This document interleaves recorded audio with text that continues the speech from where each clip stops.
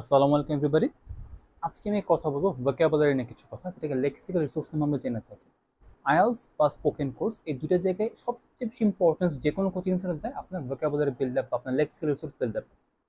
এই lexical resource নিয়ে অনেক কনফিউশন কাজ করে, অ্যান্ড আমি কিছু কোশ্চেন খুব র্যান্ডমলি পাই যে ভাই, should I use any difficult vocabulary, খুব ডিফিকাল্ট অ্যাকসেন্ট, ব্রিটিশ অ্যাকসেন্ট বা খুব হাই লেভেল ভোকাবুলারি ইউজ করুন, বেনিফিট আছে কিনা।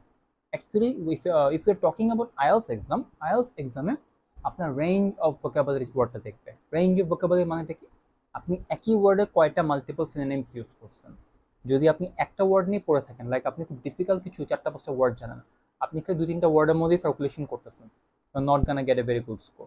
আপনি লিখতে গেল সেম স্টোরি, আপনি ডিফিকাল্ট ডিফিকাল্ট একটা ওয়ার্ড ইউজ করছেন, your sentence is not matching up to that word, আপনি স্কোর হারাবেন। অন টপ অফ দ্যাট, কথা বলার সময় যদি খুব বেশি ফ্যান্সি ওয়ার্ড ইউজ করতে যান, স্ট্যামারিং হয়ে যায়, মুখে আটকায় যায়, প্রোনাউন্সিয়েশন ভুল হয়, you will eventually lose score. So vocabulary নিয়ে আমি একটা সেশন সবাইকে দিব।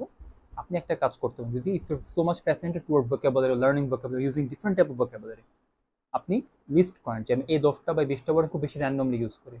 প্রত্যেকটা ওয়ার্ডে 4টা 5টা সিনোনিম শিখেন, ওইটার মধ্যে সার্কুলেশন রাখেন। That will get you the score for lexical resource which is using of range of vocabulary. এই টাইপের অনেকগুলো ভিডিও ফেসবুক পেজে দেওয়া আছে, please watch them and share with your friends.